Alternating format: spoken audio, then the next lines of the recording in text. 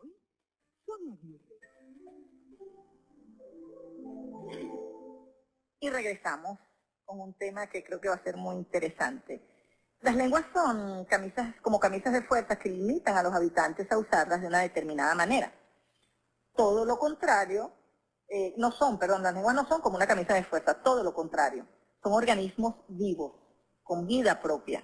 Sobre este interesante tema vamos a conversar con Soraya Ospina. Ella es periodista, profesora universitaria, coordinadora de los talleres de gramática y de redacción, que se llama Gramática SOS, avalado por el Colegio Nacional de Periodistas, y quien desde 2014 los dicta también en el Nacional, gracias a que son avalados por la Fundación Miguel Otero Silva del Nacional. Soraya, para comenzar, explícanos cómo es eso de que las lenguas tienen vida propia.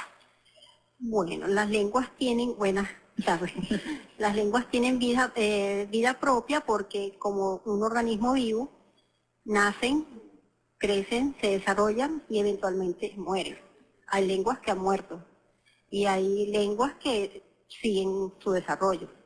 Nuestra lengua, el español, nació en Castilla, pero nuestra lengua tiene poco que ver con esa lengua que se inició en esa región de España. De hecho, es la segunda lengua más importante del mundo y es lengua materna en 22 países. O sea, la dimensión que tiene nuestra lengua hoy en día, ni se soñó que la tuvieran unos inicios. Y cuéntanos el español que se habla en Venezuela. ¿Cómo es ese español versus otras formas de hablarlo en otros países latinoamericanos? Bueno, primero quisiera explicar que en cada región se habla español, pero ese español no es uniforme, el español es distinto, cambia de un país a otro e incluso dentro de un mismo país varía también, de acuerdo con la región. Nosotros los venezolanos tenemos una manera particular de desarrollar el español y ciertamente nuestro español no es malo, digamos, es un español medio, intermedio.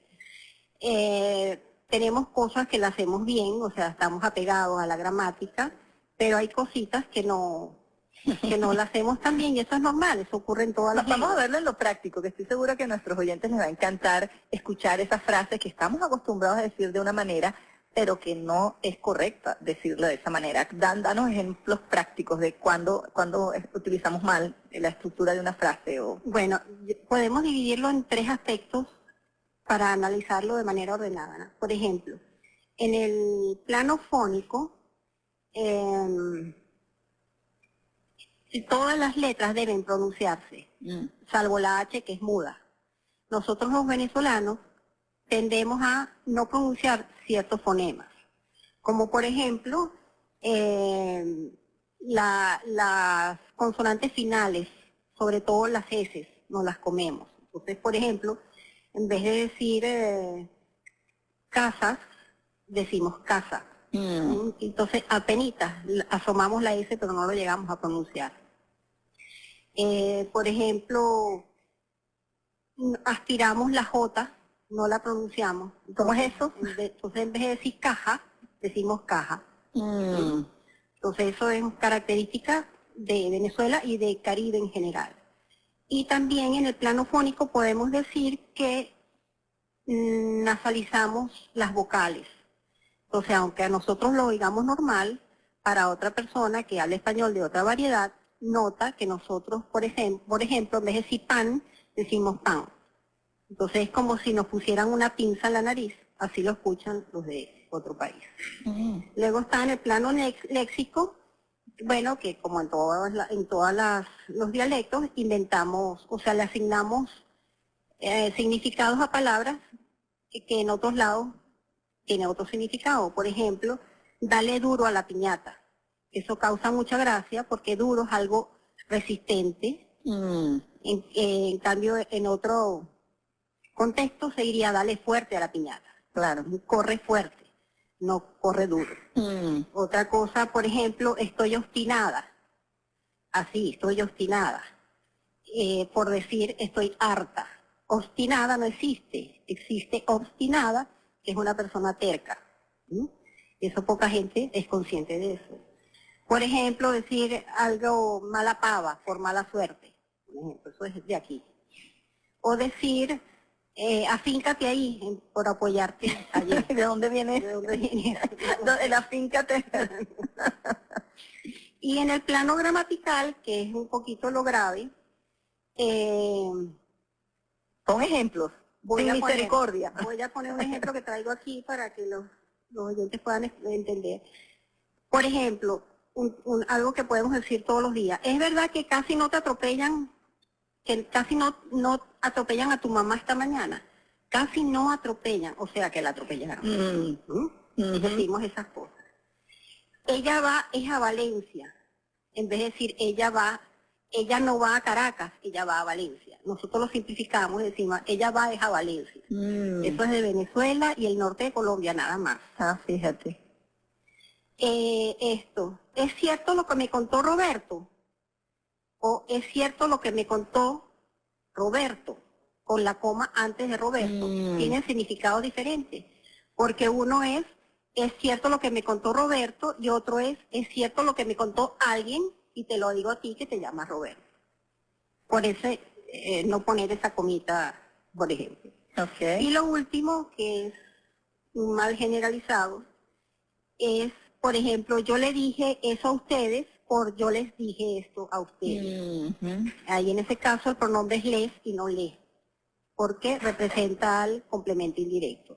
Esas son cosillas que faltas a la gramática, que hay que estudiar, hay que... Y que eso va pasando y es vivo porque va pasando también de familia, generación, grupos. De hecho, me gustaría que ampliaras el concepto de qué son los socioelectos. Socioelectos. Bueno, los dialectos es la manera de hablar de cada región. Por ejemplo, el caraqueño es un dialecto del español. El maracucho es un dialecto del español. Pero dentro de Caracas, dependiendo de la edad que tenga la persona o del nivel social que tenga, habla diferente. Entonces, por ejemplo, los delincuentes tienen una jerga y tienen una manera de hablar, que es un lenguaje encriptado, que surge precisamente para que nadie les entienda. Qué interesante eso, es un lenguaje encriptado, me sonó así una misión imposible. ¿No? Entonces, por ejemplo... Y ellos saben que ese lenguaje es encriptado, ellos lo hacen para que no puedan... Claro, para que en el momento en que ya deja de ser exclusivo de ellos, lo varía. Son sus códigos, y dame ejemplos de eso. Por ejemplo, la palabra policía, cada tanto cambia. Entonces, en mi época, por ejemplo, se decía tombo, ahorita se dice... En la jerga delincuencial, no sé cómo es que se dice ahorita, bueno, cambia. Cuando ellos ven que ya es de uso común, ellos cambian eso, porque no quieren que les entiendan. Entonces, la juventud, que normalmente es rebelde y que quiere estar al margen del sistema, copia ese lenguaje y creen que con eso son atractivos para los demás. Entonces uno ve que a veces los jóvenes que son de un ambiente medio tienen ese lenguaje porque creen que con eso van a ser reconocidos por sus amigos. Y esta gramática SOS que llevas adelante y que das cursos, talleres, lo haces a personas, a grupos, empresas, ¿cómo llevas esto? Porque es importante, ¿no? Y creo que lo hablamos en algún momento, a la hora de redactar, encuentras muchas fallas, hasta en profesionales que tienen problemas serios de redacción. Bueno, en mi experiencia, yo que fui editora del Nacional por 8 años, un periodista graduado necesita 1 año después de graduado para escribir, que uno diga, bueno, ya, muchacho, ya escribe bien. Imagínense, periodista, que demos talleres de redacción, y de una cosa, si las personas te quisieran contactar, danos tus datos, por favor, para que el público se entere. Bueno, de tus talleres, donde tienes los talleres un taller próximo, ¿no? Sí, los talleres los dictamos en la sede del Nacional, los presenciales, también tenemos talleres en línea y también tenemos talleres in company. Vamos a las empresas para atender necesidades específicas de los grupos. ¿Y cómo es esta experiencia en las empresas cuando la gente se dan cuenta que, uy, qué mal estaba escribiendo? Claro, todo el mundo queda en evidencia. Ok, qué interesante. Bueno, Soraya, de verdad que agradecemos mucho tu presencia hoy en el estudio, en Hoy por Hoy, y no sé, si quieres cerrar con algo, ¿qué barbarismos tenemos por ahí que nos impresionen? Lo que quería decir es que en cualquier parte se habla bien el español. O sea, eso no es cuestión de países, es cuestión de cultivarlo, de aumentar el vocabulario, de leer, de procurar escribir bien. Y bueno, mis datos son el teléfono 0414-245-1092 y la dirección en la página web https://gramaticasos.wordpress.com. También tenemos Facebook, tenemos Instagram y tenemos Twitter. Gramaticazos siempre. Qué bueno, muchísimas gracias por estar aquí. Amigos, vamos y regresamos.